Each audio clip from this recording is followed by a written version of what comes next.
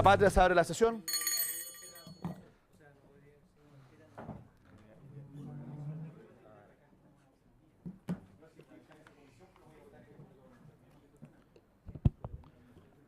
La acta de la... Vamos a esperar que el señor abogado asesor nos permita continuar con la sesión. La acta de las sesiones 293 y 296 quedan a disposición de los señores parlamentarios. El señor secretario, a continuación, dará lectura de la cuenta. Gracias, presidente.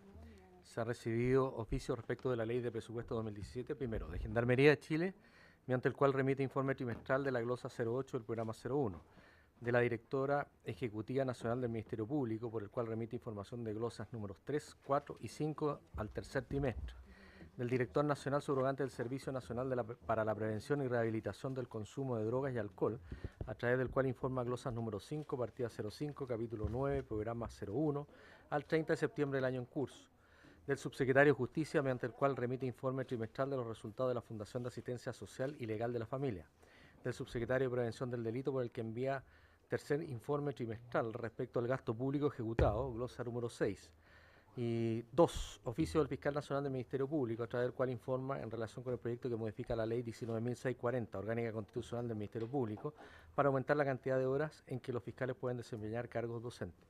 Finalmente, una comunicación de la bancada de la Democracia Cristiana, en virtud de la cual informa que el diputado señor Aldo Cornejo será reemplazado en esta sesión por el diputado señor Gabriel Silver. Eso es todo, presidente. Gracias, secretario. ¿Hay alguna posibilidad de rechazar el reemplazo? No. ¿Solo por esta sesión? Solo por esta sesión. ¿Será posible que que acordemos que sea solo por el primer proyecto, para que sea breve la presencia del diputado? Sí, estamos todos de acuerdo ya. Estamos todos de acuerdo hasta el diputado. Quisiera que pudiéramos conocer el oficio del fiscal nacional. Presidente, este proyecto. Le puedo resumir en un párrafo, pero en todo caso está en el comparado, en el punto número 3 del comparado, la opinión del fiscal que figura en la cuenta del día de hoy.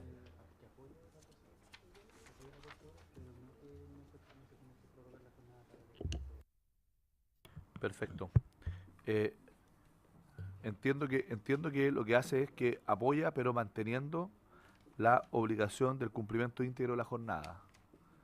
¿Y eso cómo está recogido en la moción, señor secretario?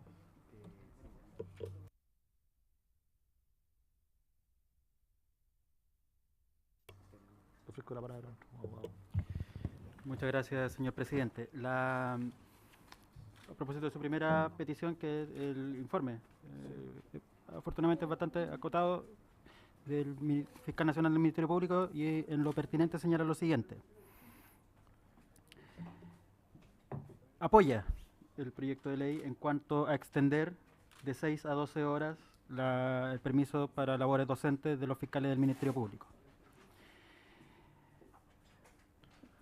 Sin embargo, y aquí cito, sin embargo, eliminar la obligación de compensar las horas dedicadas a labores de docencia en la forma que está establecida en el artículo 62 de la Ley 19.640, el texto vigente, puede representar un costo importante para la Fiscalía y para todo el sistema penal. Ello se hace evidente al proyectar las 12 horas semanales de docencia sin compensación por el total de los fiscales adjuntos que podrían ejercer ese derecho. A modo de ejemplar, señala 769 según la dotación establecida en la ley, lo que arroja un total de 9.228 horas semanales. Esto representa, considerando una jornada semanal de 44 horas, la ausencia de 209 fiscales en la semana. Esa es la declaración del Fiscal Nacional del Ministerio Público. Y remata con la siguiente afirmación. De esta manera, entendemos que el interés del proyecto se satisface sustituyendo en el artículo 62 vigente la frase de hasta un máximo de 6 horas semanales por la frase de hasta un máximo de 12 horas semanales. Eso es todo, señor presidente.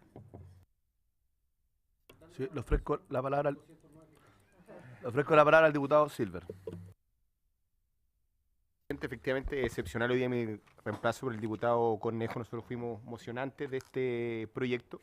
Y aquí, para ilustrar a la comisión, simplemente hay un planteamiento de la asociación de fiscales, porque claramente hay una asimetría respecto de su condición de libertad de enseñanza. Hoy día, para ser titular respecto de una cátedra en una universidad reconocida por el Estado, se requiere un mínimo de horas del punto de vista semanal, al margen obviamente de las condiciones de mérito o calificación que hay que tener para impartir clases. Y aquí siempre se da la paradoja que otras profesiones, en este caso, u otros funcionarios públicos que correspondan a otras escalafones o estatutos funcionarios, no tienen este límite de las 6 horas, y aquí se busca homologarla hasta las 12 para que puedan participar simplemente del concurso de la respectiva universidad que les dé la condición de titular en la cátedra respectiva en la que sirven clase. A mayor abundamiento, sí que hay que recoger la pretensión del Ministerio Público, me refiero al fiscal nacional, de no innovar respecto de lo que dice relación con la pérdida de horas por parte de la Fiscalía. Yo creo que no habría reparo alguno en incorporarlo, pero ir, como digo, al espíritu de la norma, que es violar efectivamente esta simetría o subcondición que hoy día tienen los fiscales respecto a otros funcionarios públicos que no tienen esta limitante de las 6 horas. Y como digo, es condición para postular a cátedras en condición de titular de una universidad.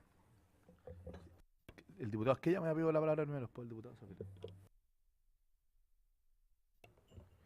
Gracias, presidente. Yo quería preguntar cómo es para el resto de los funcionarios públicos. Al final del día, este proyecto nace precisamente para igualar las condiciones que tienen el resto. Y la obligación de compensar, no sé si opera en términos generales para cualquier funcionario público. En términos generales, yo sé que acá en el Congreso Nacional no existe, digamos, una exigencia de compensación. Bueno, eso es lo que le pido que lo podamos revisar. Lo otro, yo veo bondades de este proyecto que va más allá de un mero beneficio para la persona que va a poder ejercer, digamos, por una mayor cantidad de tiempo la docencia. O sea, el beneficio es evidente desde el punto de vista de la capacitación permanente que significa estarse preparando para ejercer la docencia, y en eso obviamente que el sistema mismo gana. Y también desde el punto de vista de la retribución que puedan eventualmente tener estas 12 horas. Eso nos permite tener a fiscales de alguna manera mejorando sus condiciones y no necesariamente, o más bien postergando la necesidad por razones laborales de tener que dejar la institución, tal como en algunos casos, digamos, ha ocurrido. Creo que es un buen complemento desde el punto de vista de la labor en términos integrales, y desde ese punto de vista creo que se genera un círculo virtuoso que es necesario también acá destacar. Eso, señor presidente, y reiterar la consulta de ver cómo funciona el resto del aparato estatal. Sí, perfecto. Diputado Zafirio. Sí, presidente, hay dos temas. Por una parte está el aumento de la jornada de 6 a 12 horas, que yo creo que en ese sentido no hay cuestionamiento, porque a la misma razón, la misma disposición, son funcionarios públicos, debieran tener la misma posibilidad de ejercer 12 horas docentes.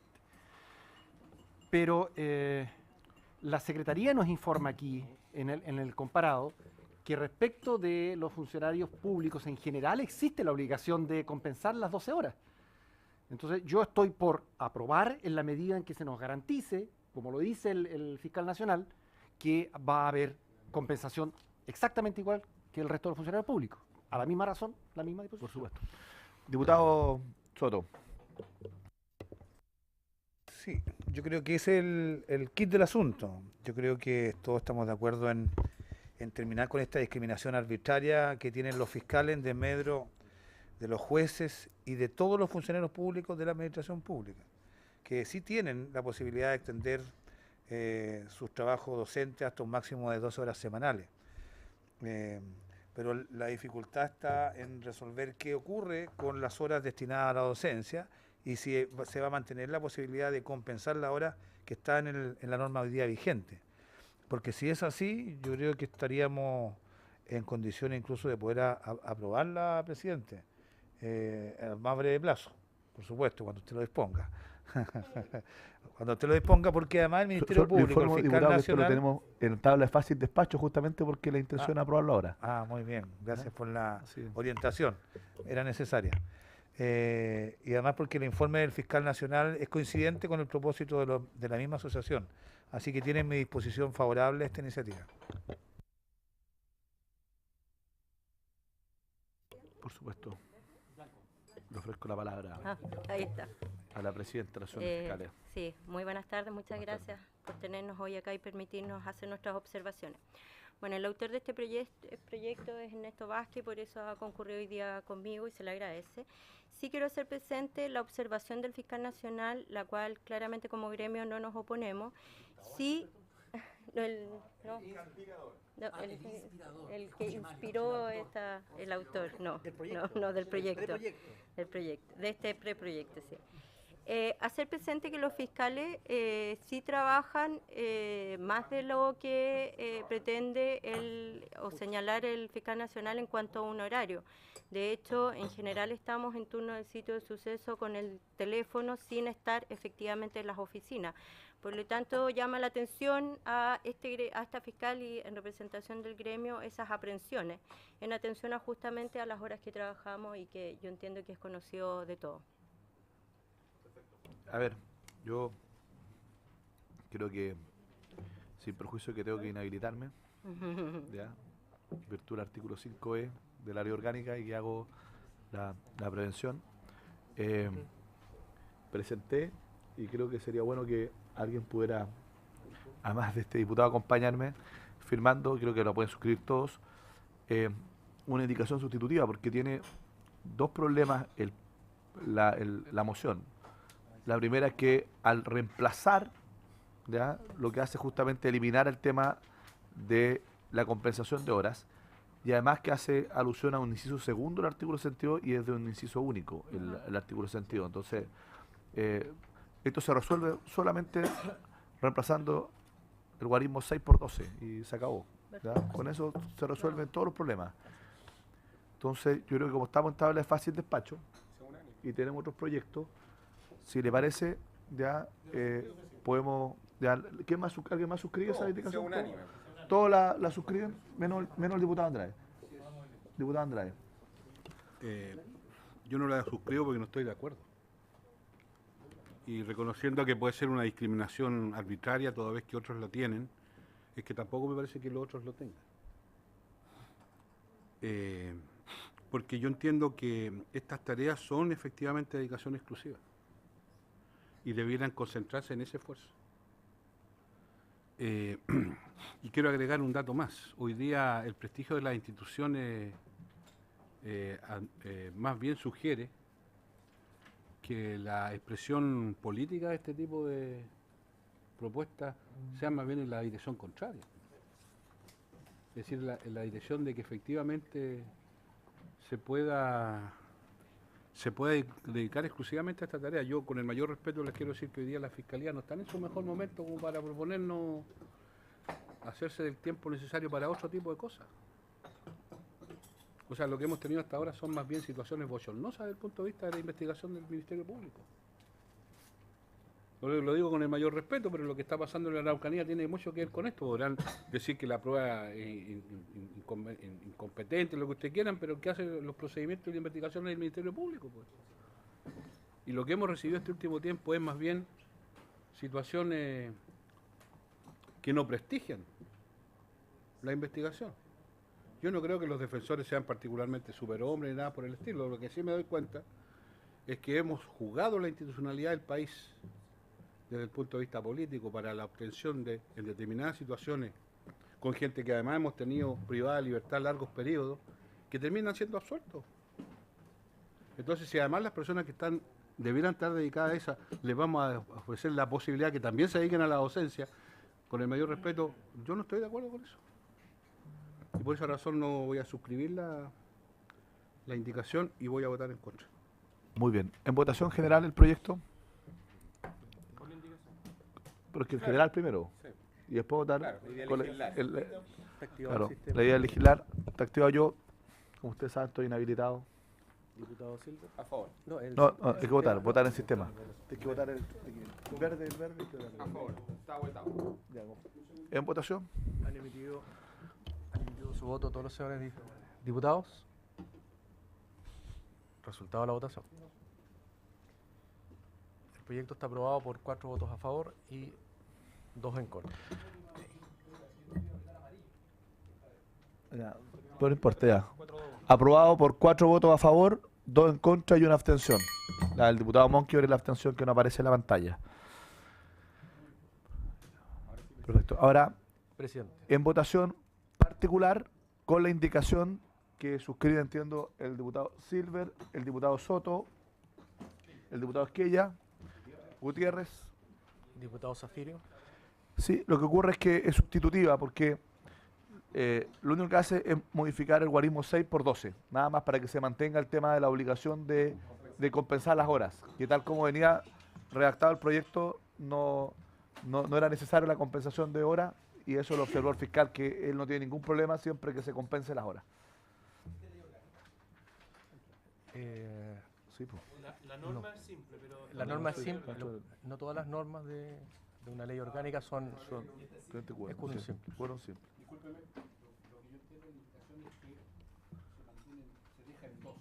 En 12 horas, pero con la obligación de compensar. Como venía la moción originalmente, era sin la obligación de compensar las horas que se dedican a la ausencia. Semanales, máximo semanales. Compensadas, obligatoriamente compensables. Todas. Tiene que compensarlas todas. Las 6 y las 7 con jornada. Con jornada, jornada de trabajo. Así, con jornada. Como lo hacen los funcionarios públicos, se mantiene la misma regla de los funcionarios públicos. En votación, en particular con la indicación sustitutiva. ¿Han emitido su voto todos los señores diputados? ¿Han emitido su voto? Resultado de la votación. Está aprobada la indicación por 6 votos a favor, 1 en contra. Aprobada la indicación con la... aprobada en particular con 6 votos a favor, 1 en contra. A ver. Y 1 en contra. Diputado informante. ¿Alguno de los mocionantes que usted quiera mocionar? Esquella. ¿Diputado quiere informarlo? Muy bien. Diputado Esquella, diputado informante, ¿le parece a la comisión? Muy bien. Así se acuerda.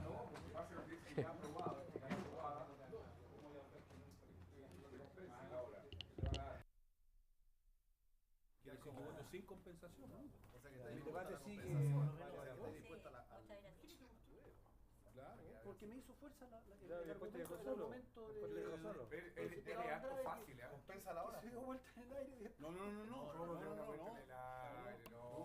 Ok, despachado el proyecto, le agradecemos, ¿no es cierto?, a la presidenta. Oye, diputado, espera, a ver, espera, oye, por favor, un poquito de orden, Yo sé que estamos todos un poquito cansados por la campaña, pero les pido un poquito de orden.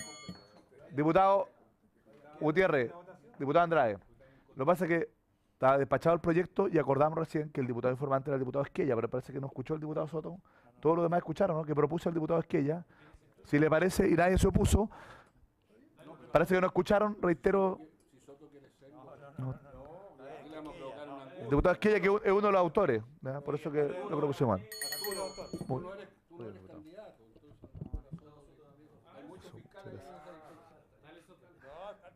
Estamos.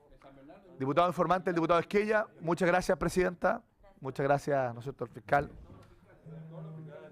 Vamos a suspender por un minuto para despedir a los invitados.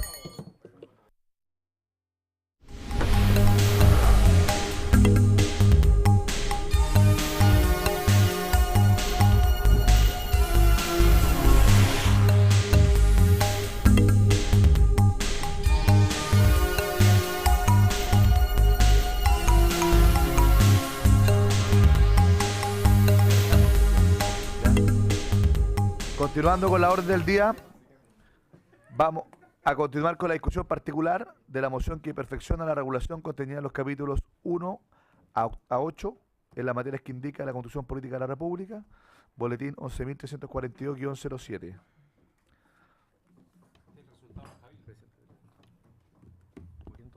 Por supuesto. Señor secretario, ¿dónde estamos? Presidente, estamos en el número 5, que corresponde al debido proceso. En la última sesión se escuchó a Juan Pablo Cavada de la biblioteca, quien informó sobre este tema, y quedó pendiente el debate y votación de este numeral.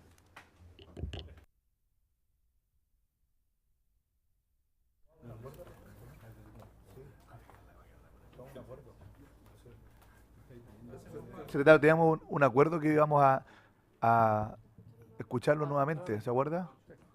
Adelante.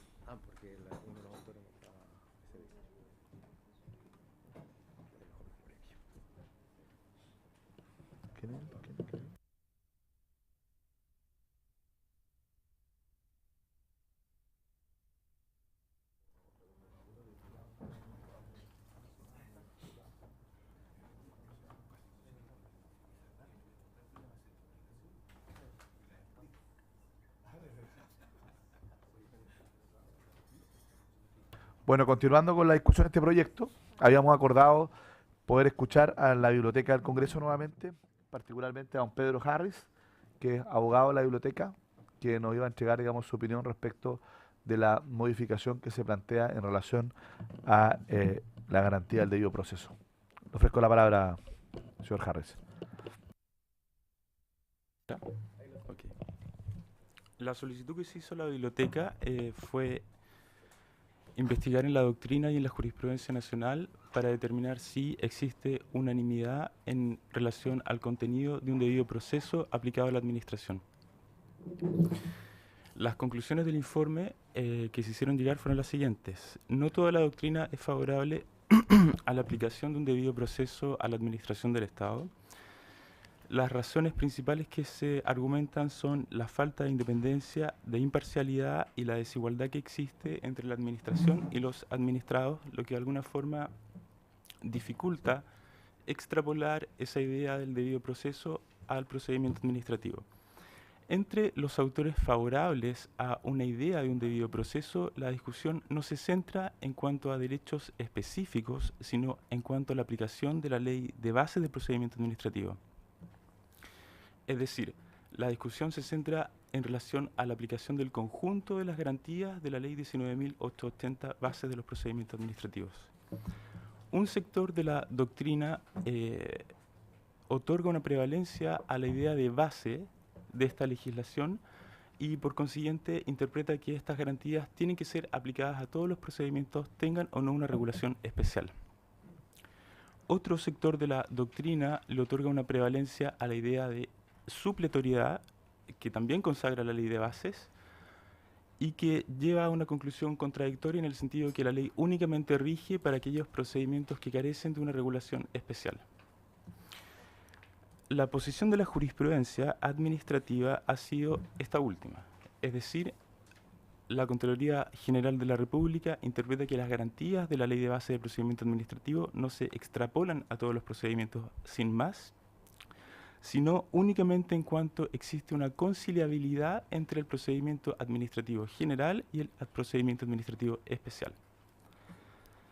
Sin perjuicio de eso, la jurisprudencia del Tribunal Constitucional ha interpretado en términos bastante amplios que la garantía del debido proceso se aplica a los procedimientos administrativos y ha reconocido, si uno es más detallista, ciertos derechos específicos, sobre todo en materia sancionadora, como por ejemplo el derecho a ser oído antes de la revocación o sobre todo la revocación de actos desfavorables. Perdón, la aplicación de actos desfavorables e incluso la revocación de actos favorables. Esas son las conclusiones del informe. Perfecto. Mire, uno de los temas que efectivamente estuvimos discutiendo es que si incorporamos el debido proceso en lo administrativo, también deberíamos incorporar el derecho a la defensa, ¿no es cierto?, que se había planteado en su momento, porque parte, digamos, de la garantía del debido proceso, ¿no es cierto?, a la defensa gratuita, etcétera. Entonces, para quien no la pueda costear. Entonces, genera un conjunto de complicaciones también prácticas su incorporación, no solo teórica, y por eso fue que se solicitó a la biblioteca poder ahondar en el informe original, más bien en la oportunidad y conveniencia de poder incorporar también el debido proceso administrativo como una garantía constitucional, con todo lo que eso implica. Para poner en contexto por qué fue lo que conversamos ese día. Diputado Esquella. Gracias, presidente. Agradezco a la biblioteca su trabajo y su presentación. Yo tengo una una duda. Desde el punto de vista jurisprudencial, yo entiendo que hace ya bastante tiempo se aplican las normas del debido proceso en los procedimientos administrativos. En términos generales se recoge. En el fondo lo que estaría haciendo este proyecto es simplemente hacerlo explícito en el lugar que corresponde y aprovechar a su vez de ordenar este número 3 del artículo 19. Entonces, yo no sé si tenemos referencia a esa jurisprudencia, más allá de los comentarios propios, digamos, de la doctrina. Y lo otro es si es que efectivamente esta enumeración, de la manera propuesta por el proyecto, genera algún tipo de inconveniente, si pudieron detectar que podría tener, digamos, algún tipo de contraindicación. El hecho de cambiar el formato y enumerarlo, qué sé yo, una de las cosas que uno podría tener a la vista es que alguien considere que se trata de un listado taxativo y no es el espíritu, digamos, de la norma constitucional actual el que sea una norma taxativa, por poner un ejemplo, digamos, u otras variables que quizás ustedes en el trabajo podrían haber observado. Gracias, presidente. Gracias, diputado. Ofrezco la palabra. ¿Alguien más me va a pedir la palabra, no? Diputado Zafiro, ¿no? ¿No? Señor Harris.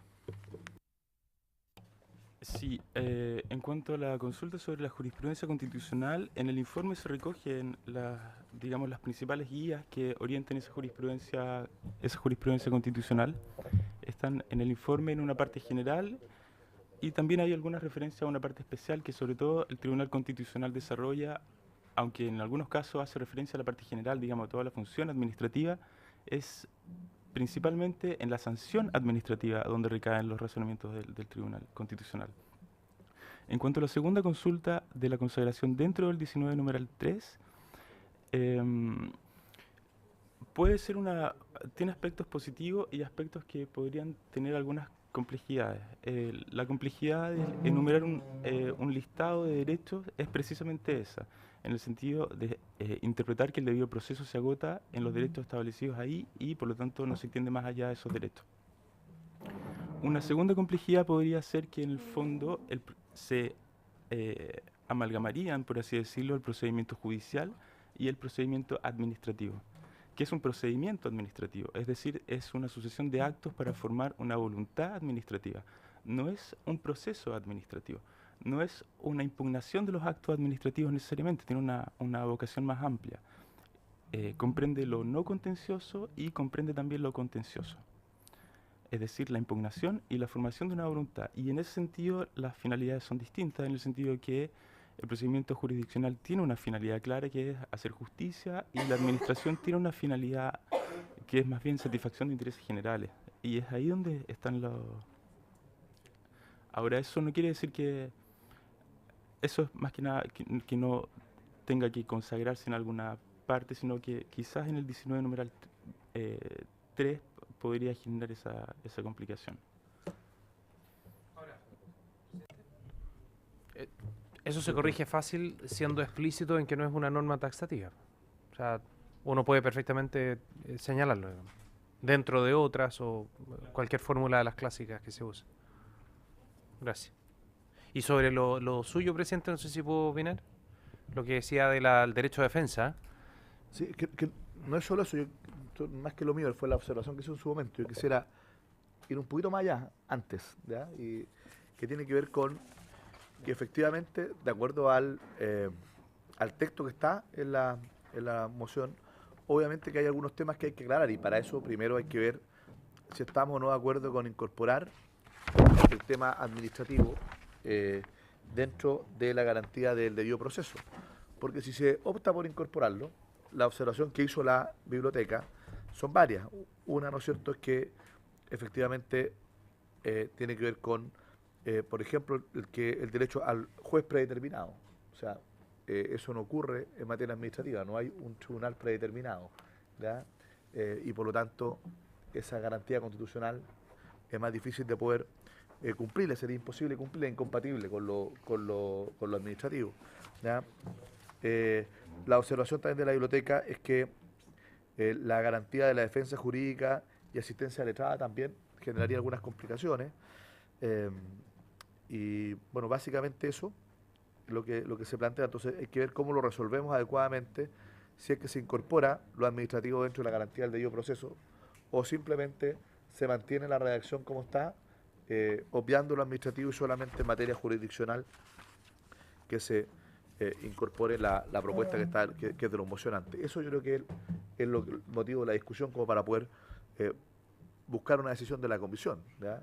Y creo que lo primero que deberíamos hacer antes de poder entrar al texto mismo es tomar una definición si es que somos partidarios como comisión o no de incorporar dentro de la garantía del debido proceso los procedimientos administrativos. Diputado Esquella. No, yo recojo lo que se dijo en la jornada que vino, en la sesión que estuvo participando Fernando Atria y Manuel Núñez. Ambos se pronunciaron al respecto. Bueno, y en el proceso de redacción, yo soy autor de este proyecto junto a otros parlamentarios. En el proceso previo a la presentación, evidentemente que nos ilustramos con una serie de profesores de Derecho Constitucional y varios de ellos nos mostraban, nos hacían ver más bien las garantías o los beneficios de hacer esta norma explícita. Sin duda que hay que recoger lo señalado en el trabajo de la biblioteca y hacerse cargo de las implicancias prácticas. Pero yo creo que el convencimiento, la convicción tiene que estar dada por el bien jurídico en el fondo que hay detrás, más allá de las consecuencias prácticas, si es que todas ellas en el fondo son abordables como corresponde, me da la impresión. O sea, yo desde ese punto de vista preferiría, sí avanzaría, digamos, en la redacción de este número 5.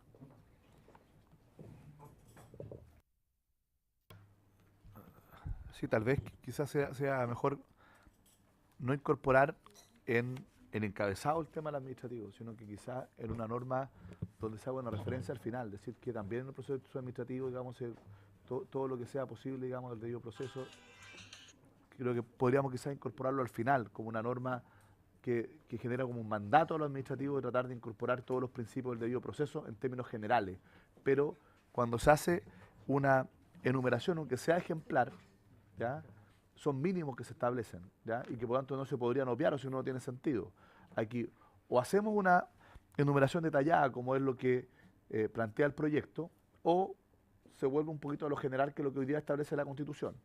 Yo creo que lo que podemos hacer es tratar de avanzar en un detalle respecto de lo que deberá estar considerado entre la garantía del debido proceso en relación a lo jurisdiccional, y luego incorporar al final una norma más general que lo haga extensivo en lo que sea pertinente al procedimiento administrativo. Creo que eso puede, de alguna manera, salvar la situación. Diputado Esquella.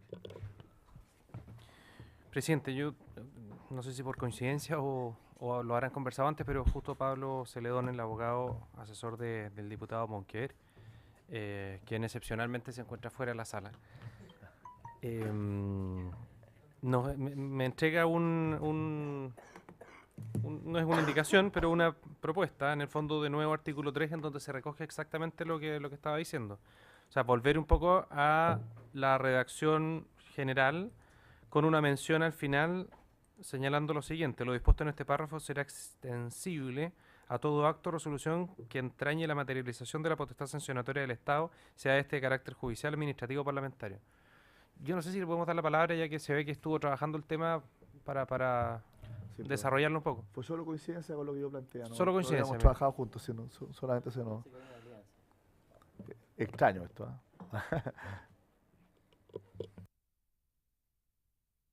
Me le ofrezco la palabra para que pueda... Sí, presidente. No, lo que pasa es que yo siento que el debido proceso no ofreció muchas complicaciones a nivel jurisprudencial, y la verdad es que ha sido bastante desarrollado. Yo siento que incorporar una modificación que sea sustantiva podría de una u otra manera hacer retroceder ese avance que ha desarrollado la jurisprudencia en relación al debido proceso, y por lo mismo quizás lo que habría que explicitar es que, particularmente a propósito de la potestad sancionatoria del ius puniendi estatal, todo procedimiento que implique el ejercicio de ese ius puniendi, es decir, una sanción del Estado a un particular, tenga que regirse por el debido proceso. Y ojo, yo agrego otro elemento que es el procedimiento parlamentario. ¿Por qué? Porque me da la impresión que, a pesar de las particularidades que tiene la acusación constitucional, igual de a poco se le han ido introduciendo elementos del debido proceso. De hecho, fue una discusión que se dio latamente a propósito de las acusaciones constitucionales de la ministra Blanco, y creo que es un tema que se debería al menos debatir. Sí, mira, yo creo que este es un tema tan sensible, porque creo que esta es una tremenda garantía constitucional, la del debido proceso, que a mí me preocupa un poco el que podamos, por tratar de precisarla, terminar restringiéndola incluso, ¿ya? Creo que la virtud que tiene una declaración más bien de carácter general es que lo que se eleva más bien a un principio, ¿no es cierto? ¿Ya? Y por lo tanto ese principio tiene distintas expresiones, y cuando uno lo lleva a una norma que está muy detallada, lo que ocurre es que al final puede terminar poniendo una camisa de fuerza, digamos, a este principio. Yo me inclinaría más bien a la alternativa que se ha planteado de mantener la norma de carácter general, ver si es que es necesario agregar algún otro elemento, pero también en esa línea, y hacerlo extensivo a los procedimientos administrativos y parlamentarios. Me parece que eso es lo que corresponde. Además, porque jurisprudencialmente esto ya se ha desarrollado lo suficiente. Entonces, ¿para qué vamos a terminar colocándole a lo mejor una cortapisa a esta garantía? Quizás porque los cuidados del sacristán pueden terminar matando al señor cura, y podemos terminar nosotros al final restringiendo un principio que es fundamental. No tenemos quórum, lo votamos y vemos la indicación. Última pregunta. La parte general de la ley...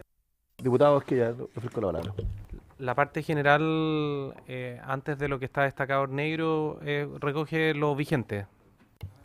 Sí, sí, y tiene que ver también con la forma como se va interpretando una constitución, que es muy distinta a la forma como se interpreta una ley normal. De hecho, el principio evolutivo de interpretación de la constitución dice relación con lo que estamos hablando, es decir, la posibilidad que tienen, sin entrar a modificar un cuerpo que ya es rígido y es complejo de modificar, sin necesidad de modificar la literalidad de la norma, ir evolucionando en su interpretación.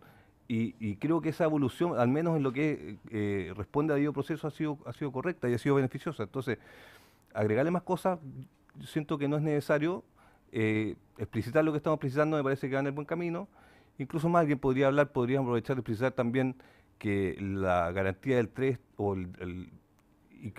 incorpora de una u otra manera lo que es la tutela judicial efectiva, pero tampoco es necesario, porque a partir del inciso del párrafo primero se ha entendido del 3 que ahí está la tutela judicial efectiva. Entonces, yo creo que basta con la modificación que se propone. No siento que sea necesario avanzar más allá de eso.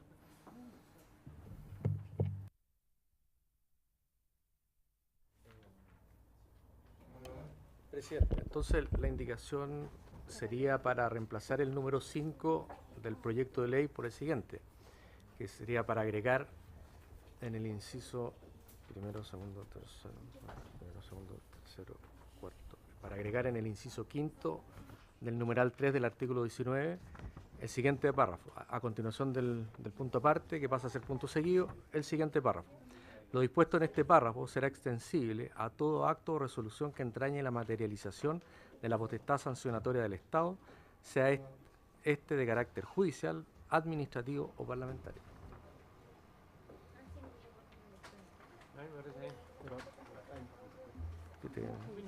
¿Tienes algún...?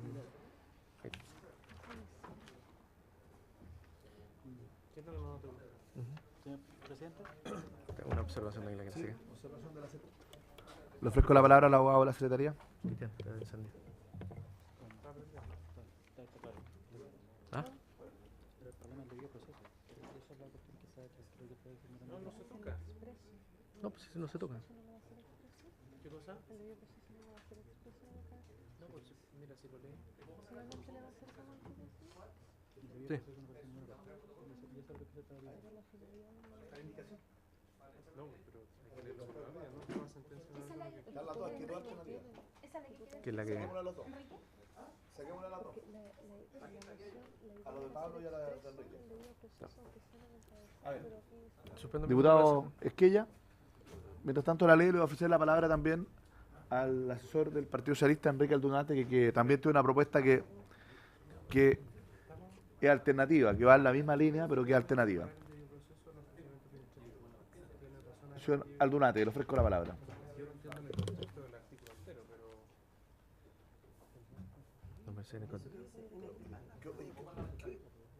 Oye, pero le pido a la secretaria que le ofrecí la palabra para que hiciera la observación general para toda la comisión.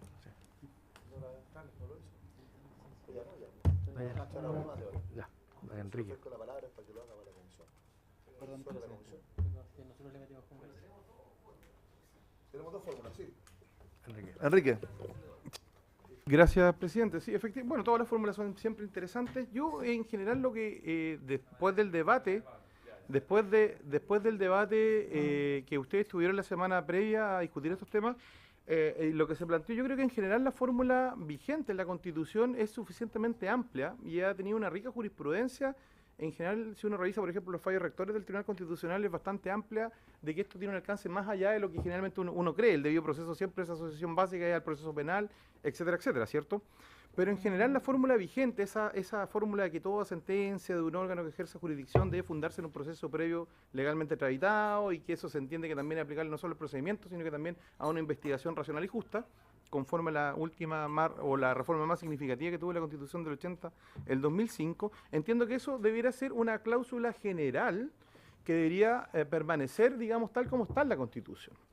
Ahora, la decisión del constituyente 2017 debe ser de otra índole. Si eventualmente, y la propuesta original que suscribieron los mocionantes, establecía un catálogo mucho más específico, por así decirlo, de garantías circunscritas al proceso penal.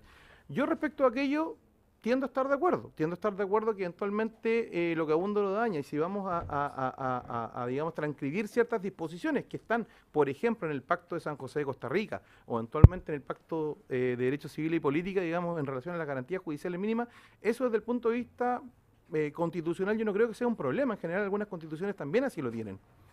Y que eso esté en la Constitución también no lo veo mal desde el punto de vista que usted pensará que hasta el momento no se ha zanjado definitivamente la discusión si los tratados internacionales se entienden incorporados materialmente en la Constitución. Ahí también hay un debate doctrinario que no ha sido resuelto, digamos, al menos a nivel de tribunales nacionales de forma tajante.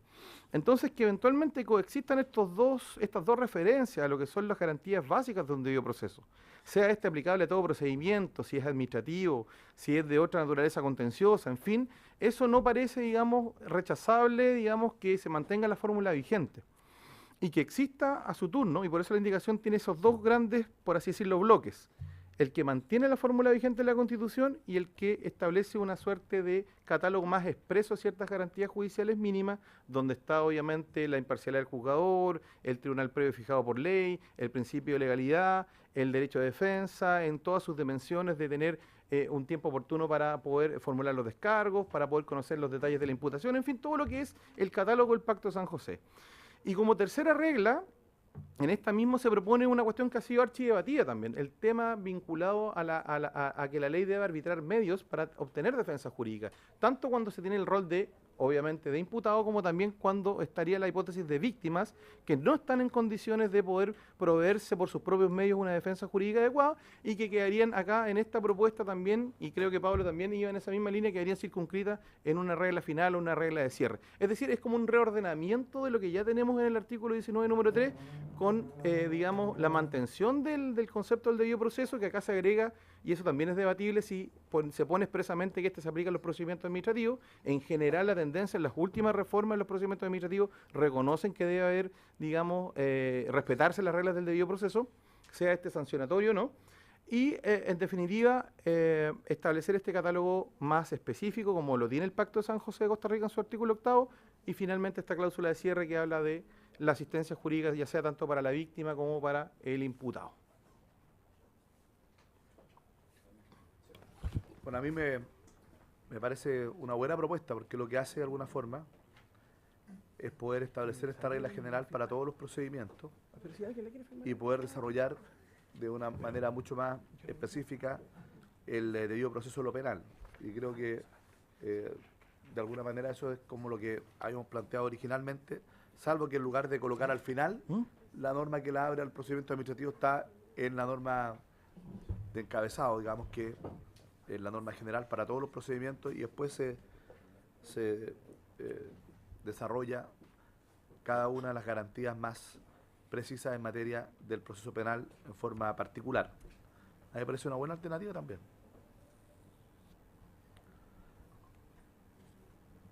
Y además no es taxativa porque dice a lo menos. Claro. Queda claro, y en plena igualdad las siguientes garantías mínimas. Queda claro que tampoco es taxativa.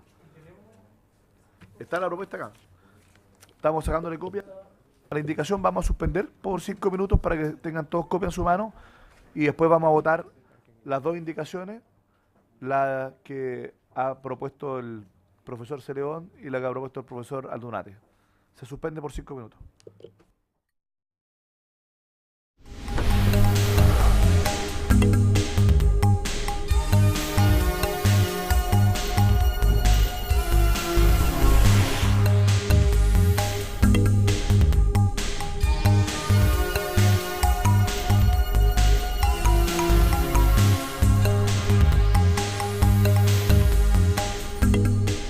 Se reanuda la sesión.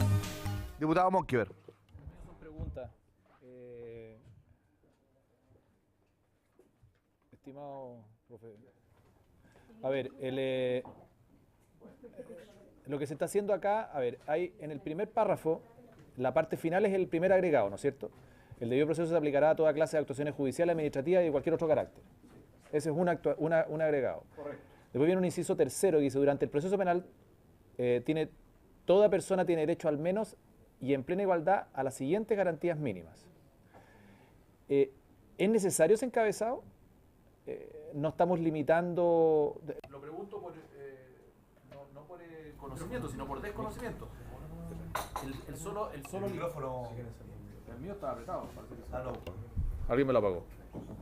Pregunto si es necesario o no el encabezado preparando el listado, porque lo estamos limitando solamente al proceso penal. Y anteriormente decimos que el debido proceso se aplicará a toda clase de actuaciones judiciales, administrativas y cualquier otra cantidad. Está bien, el listado dice relación con actuaciones penales o procesal penales. Pero es necesario dejarlo tan expresamente establecido, pregunto yo, por desconocimiento que más que por conocimiento. Esa es mi pregunta. Y la tercera pregunta, que es lo que el agregado dice, ninguna ley, que quiero saber de qué se trata, dice, pues ninguna ley podrá establecer penas desproporcionadas y sin que la conducta que se sanciona esté expresamente descrita en ella. ¿Eso es una limitación al legislador? Claramente. ¿Y quién determina si son proporcionados o no? El Tribunal Constitucional. O sea, cualquier revisión de proyectos de ley que digan relación con penas, aumento de pena, van a tener que pasar por el Tribunal Constitucional y va a quedar a criterio del Tribunal Constitucional si son proporcionadas o no. No, estoy preguntando. Lo digo de nuevo por desconocimiento y por la sola lectura. Está bien, pero aquí va a quedar expresamente establecido. Esas son mis dos preguntas. Sí, si le parece, le ofrezco la palabra al profesor Aldunate para que pueda responderla. Sí, bueno, lo que dice el diputado Monkever respecto a la primera observación es correcto. Efectivamente, la descripción es idéntica a la Constitución vigente, en el primer párrafo, en el primer inciso. Con, obviamente, el agregado que estamos hablando, que esto se aplica a otro tipo de actuaciones judiciales, administrativas de cualquier otro carácter. Es decir, eso, digamos, sería como la innovación, porque eventualmente suele discutirse. Eso también se discute ya en forma minoritaria, pero eventualmente, a mi entender, no admite dudas que en cualquier proceso que se quiera imponer o se le impute a alguien algo que sea una naturaleza incluso distinta a la penal, debe estar sujeto a un debido proceso, es decir, a cumplir los estándares básicos de bilateralidad, imparcialidad, de todas las nociones que todos conocemos de lo que se ha ido construyendo como la noción de debido proceso. En cuanto al encabezado, yo ahí le soy bastante honesto, diputado. Yo vi la propuesta que ustedes hicieron, digamos que está inspirada en cierta medida en los tratados que regulan específicamente garantías judiciales. Y ahí lo que en el fondo se hace es una similitud literal del encabezado que tiene el Pacto de San José de Costa Rica respecto de cuál es el mínimo que debe tener un proceso penal respecto digamos, de un imputado para que pueda darse esta relación dialéctica que es el proceso penal conforme a los estándares de derecho fundamental. Haciendo referencia expresamente al derecho, efectivamente, al proceso penal. Entonces, eso, digamos, uno podría prescindir de esto eventualmente, pero estaría vigente en el pacto y al menos en mi concepción entiendo que si está en el pacto y como el Código Procesal Penal hace un reenvío directo al pacto, a los pactos internacionales de derechos fundamentales, que es motivo incluso a todo evento de recurso de nulidad en materia procesal penal, obviamente eso no admite duda, es un tema que está bastante claro y bastante asentado en la jurisprudencia. Y por esa misma razón digo que la Constitución lo tenga, digamos, es un plus más que una desventaja. ¿Ya? Y a reglón seguido, la otra observación que usted hacía respecto a la referencia al principio de tipicidad y al exerta y expresa, digamos, eso está ya en la Constitución. Ahí yo mantuve tal cual lo que dice la Constitución del 80. El ningún delito se castigará con otra pena que la señalada con la promulgada con anterioridad, para decir legalidad y principio de irretroactividad. Eso. Y la siguiente también está, ¿dónde está la innovación? En lo desproporcionadas. ¿Qué es lo que dice actualmente? Actualmente dice que ninguna, digamos, ninguna ley podrá castigar un hecho sin que la conducta que se sancione esté expresamente escrita en ella. Y yo agregué ahí el tema de penas desproporcionadas. Esto también ha sido una discusión eterna en el derecho comparado. Si en otro sistema... No, acá yo cité en los fundamentos de la indicación una sentencia de proporcionalidad que tiene el Tribunal Constitucional. En realidad son dos, la sentencia Rol 2658 en el considerando séptimo y la sentencia 1518 en el considerando 28, que dice, principio de proporcionalidad en materia de sanciones o penas, la relación de equilibrio entre el castigo impuesto y la conducta imputada, que desde el campo penal se extiende como garantía a todo el orden punitivo estatal, viene a materializar aquella garantía que encausa la protección de los derechos en un procedimiento justo y racional. Es decir, el Tribunal Constitucional ha razonado que en base al concepto de debido proceso vigente, se desprende un concepto de proporcionalidad. Y, si nosotros agregamos el concepto de proporcionalidad o desproporcionalidad, eso significa que cualquier legislación que modifique las penas tiene que necesariamente pasar por la revisión del Tribunal Constitucional. No, porque no iría control preventivo. Prenda el micrófono. Pregunto, para que quede claro. Claro, en estricto rigor no, porque el control preventivo está sujeto solamente a las leyes de quórum. Si nosotros dijéramos que la ley que quiere penar el homicidio tendrá que ser aprobada con ley orgánica, obviamente va a ir a control obligatorio. Ahora, ¿cómo? Iría, claro. O sea, la única hipótesis en que podría haber un control sería a través del control difuso, o sea, perdón, el control concreto, es decir, el control del recurso de inaplicabilidad, que es lo que ha pasado actualmente. Lo que pasa es que en estricto rigor, a propósito de los dos grandes debates que tiene el tribunal, que es ley Emilia y ley de control de armas, el tribunal ha razonado de la siguiente manera. Lo que ha dicho es que el legislador ha fijado un quantum objetivo, y eso es la pena. Y a partir de eso, el tribunal dice o hace un juicio de proporcionalidad, no quizás necesariamente en el sentido penal, como lo estamos planteando acá, de la proporcionalidad en el sentido de por así decirlo, como principio penal, que las penas deben ser proporcionales y tiene que existir un equilibrio entre el bien jurídico protegido y lo que el legislador pretende castigar. Es decir, la prohibición de exceso. No puedo castigar un hurto en que no hubo violencia con la misma pena que el robo con homicidio. ¿Me entiende? El tribunal lo ha dicho también, ha hecho un juicio de proporcionalidad, de test de proporcionalidad en relación a la decisión del legislador. Y ahí el tribunal ha tenido una doble variante. Respecto a la prohibición de acceder a penas sustitutivas, por mayoría de votos, el tribunal ha dicho la ley Emilia o la ley de control de armas no pueden establecer esta restricción absoluta de acceder a una pena sustitutiva. Y la han considerado en ese sentido desproporcionada y contrario a esta norma fundamental. Respecto de otro tipo de cuestiones, por ejemplo, estas normas especiales de determinación de la pena, y el tribunal no ha habido mayoría. Por el contrario, ahí los votos son de minoría en relación a estos sistemas especiales de determinación de la pena. Y por lo tanto, ese temor que usted tiene, en realidad hay que irlo matizando bastante. No ha sido tan drástico el asunto. El tribunal ha tenido una posición bastante de ponderación de lo que el legislador ha decidido. Si quieres, votamos separadas esas frases sin inciso. A ver, don Pablo Silón. Sí, presidente, lo que pasa, yo concuerdo con lo que dice Enrique. Creo que la única variable es que efectivamente se ha conocido y se conocería de esta norma particularmente a partir del recurso de inaplicabilidad, que hoy en día la inaplicabilidad es, digamos, que han sufrido un aumento sustantivo, particularmente porque los litigantes lo están viendo como una herramienta dentro del marco de la litigación judicial. pero mi diferencia con Enrique es que yo siento que el Tribunal Constitucional lo que ha hecho es circunscribir la proporcionalidad más en el margen de la igualdad ante la ley. De hecho, lo que dicen, la inconstitucionalidad se produce particularmente respecto de quienes son condenados por ley Emilia, cuando producto de una sanción por una conducta cuyo desvalor es sustancialmente menor que el del homicidio, por ejemplo. A propósito de un homicidio, una persona, mediante la aplicación de atenuantes, podría acceder incluso al paraguas de beneficios de la 18.216 y no así en el caso de un delito culposo. Entonces, claro, eso, pero lo ha circunscrito en el marco de la igualdad ante la ley. ¿Mm?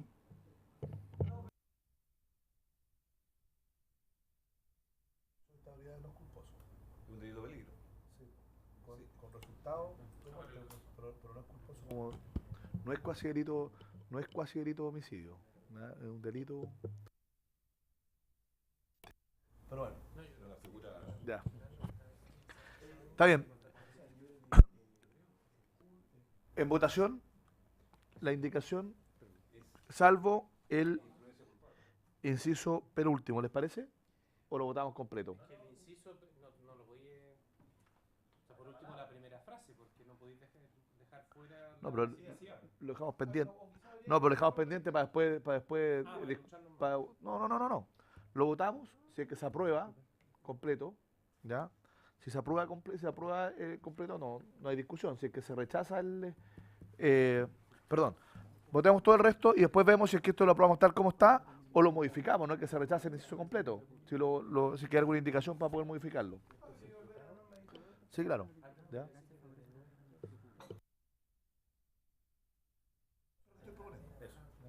En votación. Exactamente, eso fue lo que sometí a votación. Una pequeña duda. ¿Sí? O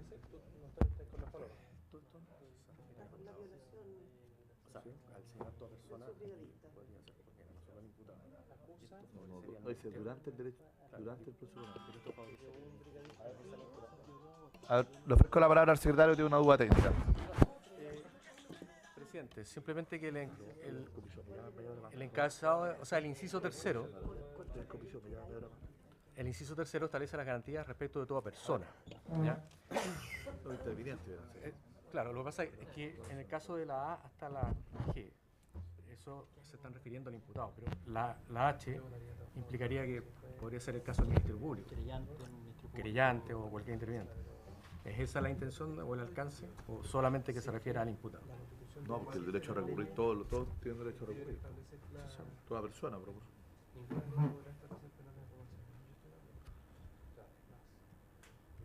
Presidente. Ahora, ese concepto de proporcionalidad. Sí. La duda de la Secretaría surge por cuál fue la discusión ocurrida durante la tramitación, durante la discusión de cuál iba a ser el sistema de recursos en el Código Procesal Penal.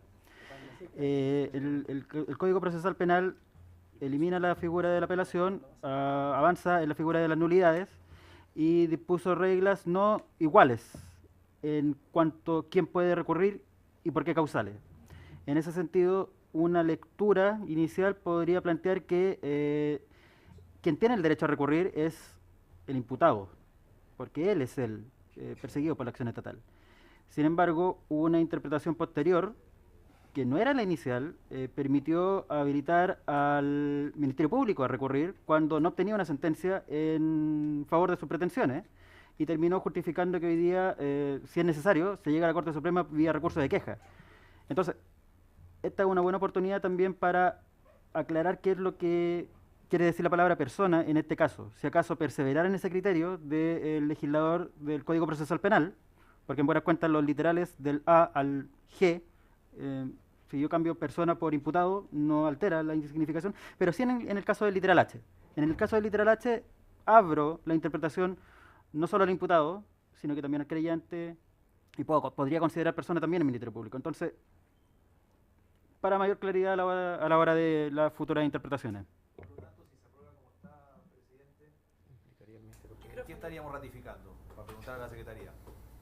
¿Cuál interpretación? Que el Ministerio Público puede recurrir. Y que el creyente puede recurrir de queja, porque la apelación no existe. ¿Qué está ocurriendo hoy día? No, pero hay recuerdo de nulidad, no, pero hay apelaciones. Sí, pero... No hay apelación del fallo. Pero le estoy preguntando. Le voy a dar la palabra a la Secretaría, pero la apelación no existe respecto de las sentencias que están en un juicio oral, ¿no es cierto? Pero hay apelaciones en juicio abreviado y apelaciones de otros fallos que puedan darse, digamos, dentro del proceso sin ningún problema. Yo no sé a qué otra cosa se refiere ahí la Secretaría.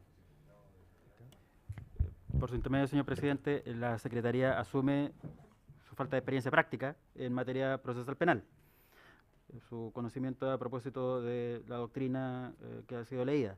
Pero contestando directamente la consulta planteada por el diputado Monqueder, una interpretación de buena fe da la impresión que nunca fue querido que esta causa llegase por vía de recurso de queja a la Corte Suprema. Sin embargo, la situación vigente procesal es esa. Por vía de queja se puede llegar a la... quizá haya otra persona en esta mesa que tenga más capacidad como la persona que está solicitando la palabra, que pueda ilustrar de mejor forma a la comisión antes que la Secretaría en este caso específico. Es todo, presidente. Profesor Aldo Mateo. Lo que pasa es que la observación que hace Cristian al respecto, efectivamente, en un momento de la discusión en materia de recursos fue así. Efectivamente se discutió si, para los efectos de invocar la infracción de garantías como causal de nulidad, el Ministerio Público podría, digamos, invocar esa. Y ahí la opinión, digamos, estuvo dividida en doctrina. Para algunos el Ministerio Público no podía invocar entenderse que a ellos se le han vulnerado garantías por ser un órgano, en fin, que fue la etapa muy temprana, digamos, de interpretación, pero después la Corte Suprema fue admitiendo la plausibilidad de que el Ministerio Público pudiera ejercer este tipo de recursos, pero siempre está, digamos, dependiendo por nulidad, pero la causal relativa a la infracción de garantía, porque si hubo una incorrecta o una errónea aplicación del derecho, en fin, eso obviamente, bueno, es un motivo, digamos, que se ve en las Cortes de Apelaciones, pero cuando digamos, han habido fallos contradictorios puede ir a la Corte Suprema también. Pero el recurso es de nulidad. Entonces, y por eso que una buena parte de los recursos de queja que se acogieron en un primer momento fueron de la primera época, es decir, a través de la queja se resolvía este problema, en algunos casos.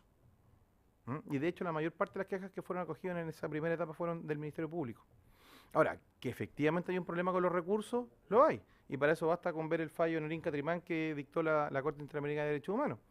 Es decir, nuestro sistema de recursos bajo el modelo de nulidad, y esto es reopinable y los procesalistas tampoco están de acuerdo, en definitiva se ha transformado el proceso penal en una discusión sobre la estructura de una sentencia. Y eso es bastante discutible desde el punto de vista que acá están en juego otro tipo de cuestiones también. Ahora, si la forma de evitar que se afecte el principio de inmediación es escuchar todas las pistas de audio que hay del juicio oral en la Corte de Apelaciones, que así sea. Pero estamos en un problema en relación con el recurso de nulidad, si basta con hacer un estudio de cuántos recursos prosperan y cuáles son los motivos que tienen las Cortes para desechar los recursos, que en definitiva podemos llegar a la conclusión de que las personas están siendo condenadas en única instancia. Entonces, el tema... O sea, si usted me pregunta, el recurso de nulidad, claro, fue pensado así. Sí, la pregunta es si el recurso de nulidad satisface todos los extremos que requieren un proceso penal, un determinado recurso. Quizás en materia laboral no, también son bienes jurídicos que están en juego bien importantes, pero quizás eventualmente el nivel de afectación es distinto. Pero de que efectivamente esto es arena de otro costal, por así decirlo, discutir sobre el sistema de recursos que tenemos, que ya lleva más de 15 años aplicándose, yo creo que es un tema también bien relevante como una futura tarea del legislador. Revisar bajo qué presupuesto eventualmente ciertas causas efectivamente pueden ser motivo de nulidad y bajo qué presupuesto eventualmente pueden ser motivo de apelación, pero en general la cláusula permite, y vuelvo a insistir en lo que destacó el diputado Monqueder, estos son garantías mínimas, es decir, el imputado va a tener siempre derecho a recurrir, sea cual sea el mecanismo que adoptó el legislador. Y eventualmente esto no va a significar en caso alguno que es una restricción para el Ministerio Público para poder ejercer la facultad que por lo demás están en el código, de ejercer los recursos que ahí están. Entonces, eso fue una primera etapa de discusión que hasta el momento entiendo que ha sido en cierta medida superada por la discusión de la jurisprudencia.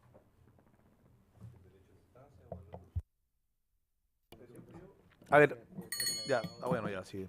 Vamos a votar. Vamos a votar la indicación, salvo el inciso penúltimo, ya que lo vamos a dejar pendiente para discutirlo por separado y votarlo por separado. En votación. Espera.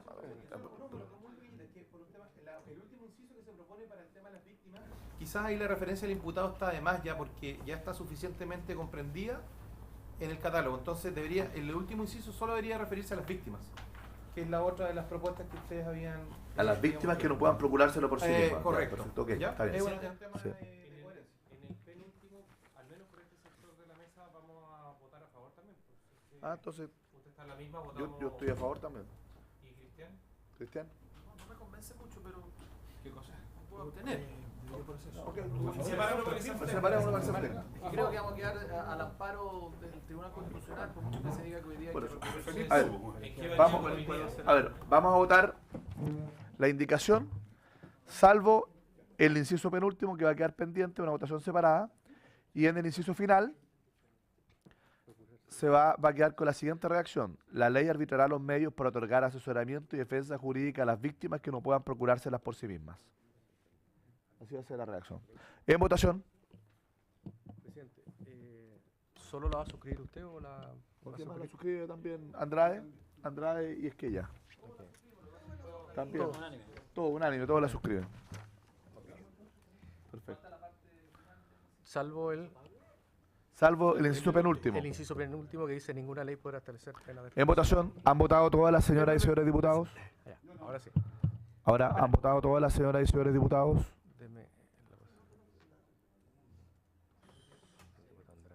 Ahora sí. Ahora sí, Andrade, puede votar. Andrade, Osvaldo.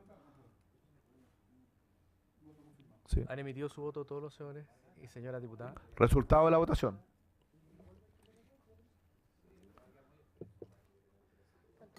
Falta el voto de la diputada Turres.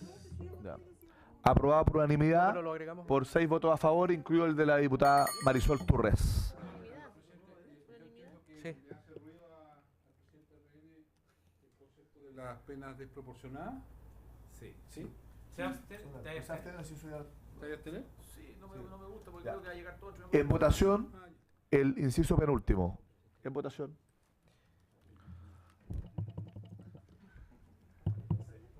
¿Han emitido su voto todos los señores y señoras diputadas? En votación. Sí. Resultado de la votación.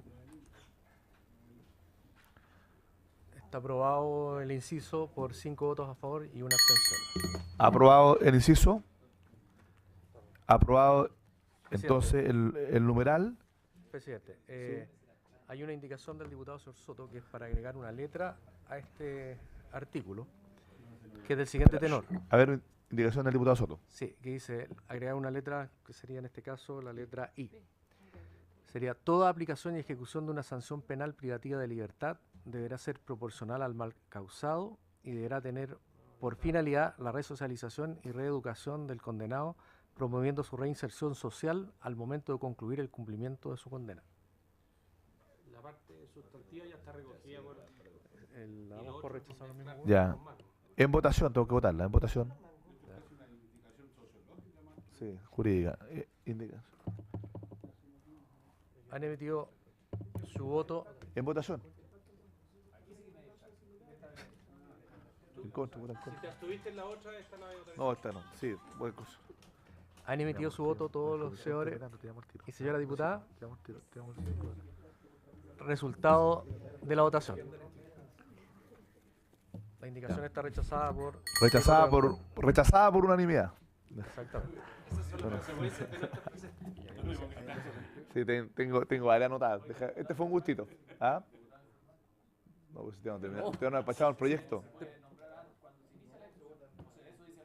Sí, él se puede nombrar. Sí, claro. Iniciar la... ¿Quiere ser diputado informante? ¿Sí le parece? Ya. Diputado Monkey, diputado informante, muy bien. Ya. Bueno, habiéndose cumplido con el objeto de la sesión, se levanta.